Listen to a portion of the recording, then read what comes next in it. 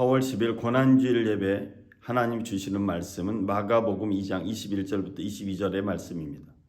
제가 마가복음 2장 21절부터 22절의 말씀을 읽어드리겠습니다. 생배 조각을 낡은 옷에 붙이는 자가 없나니 만일 그렇게 하면 기운 새 것이 낡은 그것을 당기어 헤어짐이 더하게 되느니라. 새 포도주를 낡은 가죽 부대에 넣는 자가 없나니 만일 그렇게 하면 새 포도주가 부대를 터뜨려 포도주와 부대를 버리게 되리라. 오직 새 포도주는 새 부대에 넣느니라 하시니라. 저는 오늘 마가복음 2장 21절 22절을 중심으로 해서 날마다 새롭게라는 제목으로 말씀을 나누겠습니다. 새 옷을 입으면 우리의 몸과 마음이 좋아집니다. 왜냐하면 새로운 것은 우리를 늘 기쁘게 만들기 때문이죠. 이처럼 예수를 믿는다는 것, 또 신앙생활을 한다는 것은 날마다 기쁨으로 사는 것입니다. 신앙은 법과 제도로 옥조이는 것이 아니라 우리를 생기발랄하게 만듭니다. 이것이 그리스도를 믿는 참된 믿음의 삶이라고 생각을 합니다. 오늘 본문 마가복음 2장에서 요한의 제자들과 바리새파 제자들은 금식을 하고 있었습니다. 전통적인 금식에 따라 금식을 하고 있었는데 그들이 보기에 예수의 제자들은 금식하고 있지 않았습니다. 그래서 예수님께 이것을 따져 물었습니다. 요한의 제자들과 바리새파 사람의 제자들은 금식하는데 왜 선생님의 제자들은 금식하지 않습니까? 이 질문을 통해서 우리가 알 수 있는 것은 금식한다고 하는 것은 믿음이 좋다라는 의미를 가지고 있는 것 같습니다. 오늘날도 사람들은 금식한다고 하면 그 사람 믿음 좋네 라고 말하기도 합니다. 그런데 여러분, 금식한다고 해서 믿음이 반드시 좋은 것은 아니라는 것을 우리가 오랜 경험을 통해서 알고 있습니다.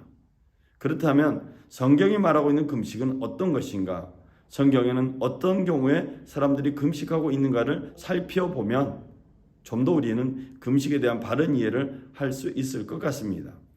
사사기 20장에는 이스라엘의 18부대가 싸움에서 전멸을 당했습니다. 그래서 남은 사람들이 베델에 모여서 하나님 앞에 울면서 금식하였다고 기록되어 있습니다. 이 금식은 회개의 시간을 의미합니다.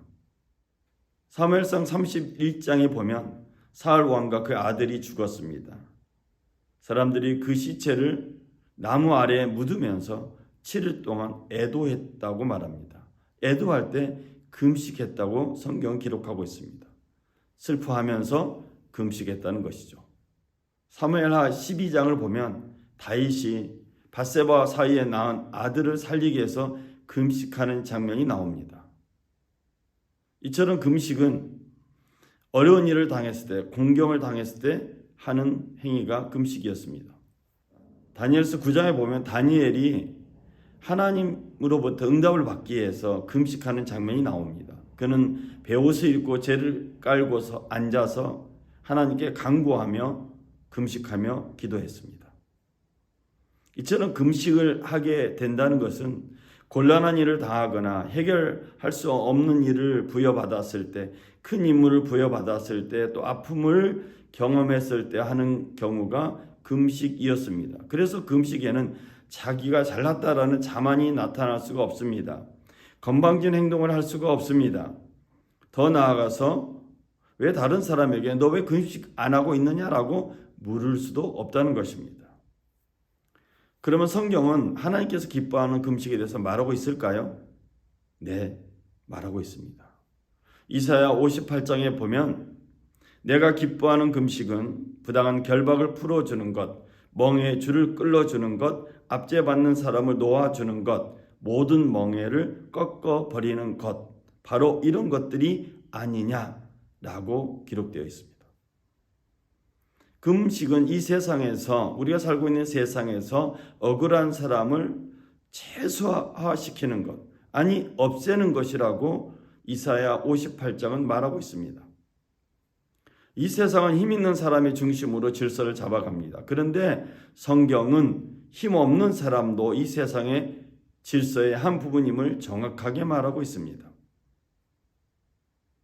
이처럼 이사야 58장을 읽게 되면 우리가 하고 있는 금식에 대한 반성을 하게 됩니다. 왜냐하면 우리가 지금까지 해왔던 금식은 아파트 당첨을 위한 금식이었고, 사업을 잘하기 위한 금식이었고, 더 많은 이익을 얻기 위한 금식이었습니다. 다른 사람이 어떻게 되든지 그건 상관없이 나만 잘 되는 것이 금식의 일반적인 행위가 아니었는가 생각해 봅니다.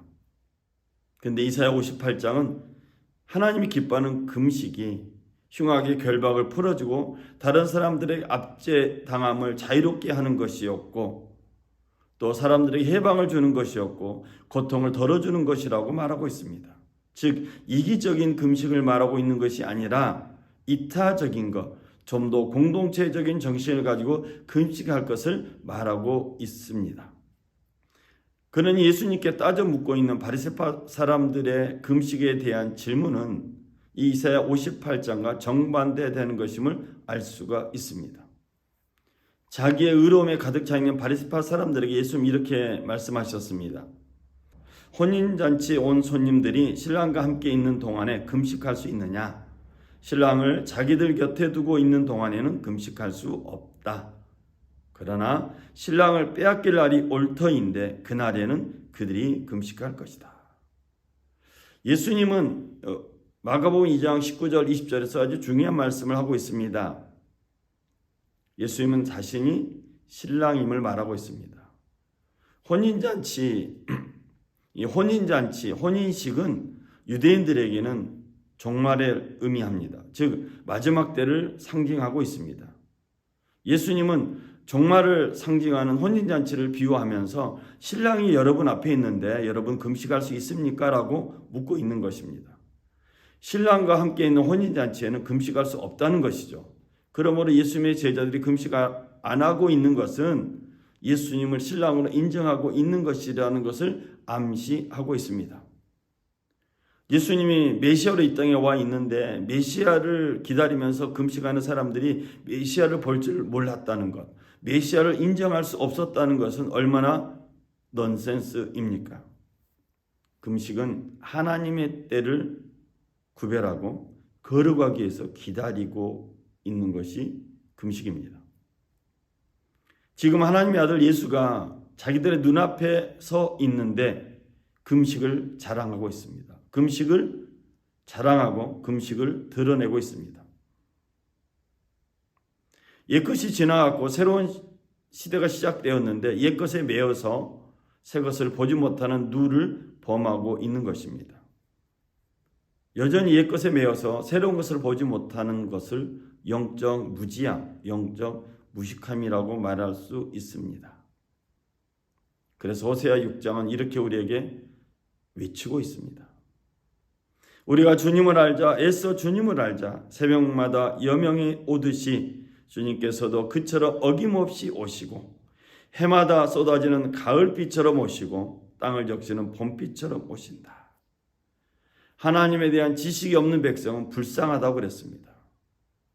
지식이 없다는 것, 하나님에 대한 지식 없이 하나님을 믿는다는 것은 그냥 금식만 하고 있는 바리새파 사람들과 같다고 성경은 지적하고 있습니다. 오늘 영상으로 예배드리는 우리 믿음의 가족들, 우리 평화의 가족들이 하나님에 대해서 더 깊이 알기를 간절히 원합니다. 영적으로 무지하거나 무식하지 말기를 바랍니다. 하나님을 알기 위해서 더 깊이 성경을 연구하고 공부하고 또 묵상하며 그 말씀의 참된 의미를 깨닫기를 간절히 바랍니다. 그저 습관적으로 기도하고 습관적으로 금식할 것이 아니라 하나님의 말씀 속에 하나님의 뜻을 발견하면서 금식하면서 하나님 뜻을 완성하고 하나님의 뜻을 발견하기를 간절히 바랍니다. 바리새파 사람들은 금식을 하긴 하는데 영적인 무식함 때문에, 영적으로 무지하기 때문에 예수를 보지 못하고 예수님의 말씀을 전혀 이해하지 못하고 있습니다. 그런 이 무식한 사람들을 위해서 예수님은 다시 한번 말씀하십니다. 오늘 본문의 말씀을 통해서 이렇게 말씀하셨습니다. 생배 조각을 낡은 옷에 대고 깁는 사람은 없다. 그렇게 하면 새로 된 조각이 낡은 데를 당겨서 더욱더 심하게 찢어진다. 또 새 포도주를 낡은 가죽 부대에 담는 사람은 없다. 그렇게 하면 포도주가 가죽 부대를 터뜨려서 포도주도 가죽 부대도 다 버리게 된다. 새 포도주는 새 가죽 부대에 담아야 한다. 예수님이 이 땅에 오신 이 성육신의 사건은 새 포도주를 새 가죽 부대에 담는 것이라고 성경은 암시하고 있습니다. 예수님이 이 땅에 오신 것, 즉 메시아로 이 땅에 오신 것은 옛것에 매여서 살고 있는 우리들에게 옛것으로만 살지 말고 새로운 것을 맞이하고 새로운 것을 통해서 옛것을 완성하라고 말씀하고 있는 것입니다. 예수님의 고난을 생각한 이 고난주간은 매년 돌아옵니다. 작년에도 고난주간이 있었고 재작년에도 고난주간이 있었습니다. 코로나가 있기 전에도 고난주간이 있었고 코로나가 있는 기간에도 고난주간이 있었습니다. 매년 반복되는 이 고난주간에 우리는 새 포도주의 은혜를 누리고 있습니까?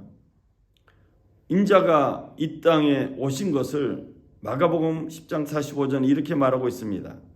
인자는 섬김을 받으려 온 것이 아니라 섬기러 왔으며 많은 사람을 구원하기 위하여 치를 몸값으로 자기 목숨을 내주려 왔다. 예수님의 이름은 그저 따뜻한 이름만 의미하고 있는 것이 아니라 많은 희생을 드린 희생의 아이콘이 예수라는 이름입니다. 예수라는 이름은 완전히 다른 새로운 세계가 시작됐음을 알려주는 신호등과 같습니다. 그래서 누구든지 예수를 그리스도로 믿는 순간 다른 세상이 그 사람에게 열립니다. 그리고 그는 하나님의 말씀을 듣게 되고 그 말씀을 들으면서 믿음이 생겨나고 그 믿음으로 그리스도를 전파하게 됩니다. 로마서 10장 17절에 따르면 그러므로 믿음은 들음에서 생기고 들음은 그리스도를 전하는 말씀에서 비롯됩니다. 여러분, 우리가 가지고 있는 이 성경책은 읽어야 본물이 되는 신비로운 책입니다. 근데 만일 읽지 않으면 그냥 책에 불과합니다. 소리내어서 성경 읽을 때 새 포도주의 의미를 깨닫게 됩니다. 고난주간은 그냥 금식하는 것으로만 끝나는 것이 아닙니다. 참된 금식은 예수님께서 고난당하신 것을 알았을 때 참된 금식이 됩니다.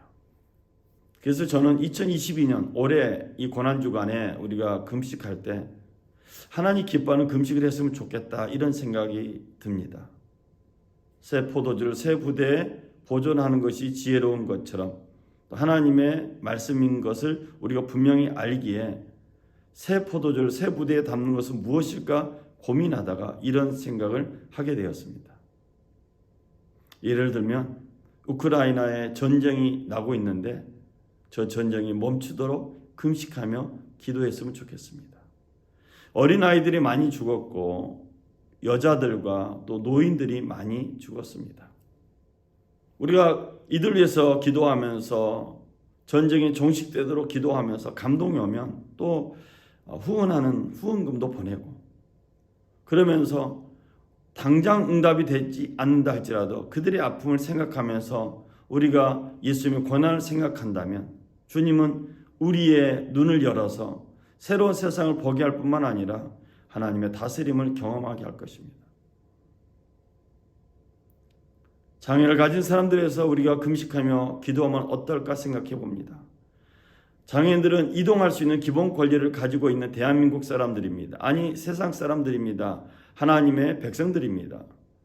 그들이 세상에 지원을 받지 못해서 불편함으로 인해서 이동권을 보장받지 못한다면 우리는 그들을 위해서 우리가 잠시 힘들더라도 그들 위해서 우리 시간을 양보하고 또 우리의 불편함을 양보하면 어떨까 생각해 봅니다. 또 우리가 코로나 바이러스를 생각하며 금식했으면 좋겠습니다. 코로나 바이러스로 인해서 많은 사람이 어려움을 겪고 있습니다. 왜 어려움을 겪고 있습니까? 이 문제를 해결하지 못하기 때문입니다. 코로나 바이러스는 자연을 파괴해서 생긴 인간의 탐욕 때문에 생긴 결과물입니다.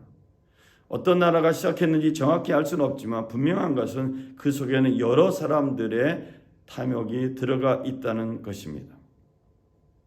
그러면 이때 우리가 금식하는 이유는 뭘까요? 자연을 자연답게 보존하는 것. 자연을 좀 더 보존하고 아름답게 가꾸는 노력이 필요하다는 것입니다. 나무를 베버리고 숲을 없애고 논을 뒤집어 엎어서 신도시를 만드는 것보다 자연을 그대로 두고 자연 가운데에서 주는 하나님의 축복을 누리도록 사람들의 생각이 바뀌도록 우리가 금식하며 기도해야 됩니다. 저는 말씀의 결론을 내리고자 합니다. 새 포도주는 새 부대에 보존되어야 한다. 오직 새 포도주는 새 부대에 보존되어야 한다는 예수님의 말씀이 이번 한 주간 우리 평화의 가족들과 믿음의 가족들이 임하길 간절히 바랍니다.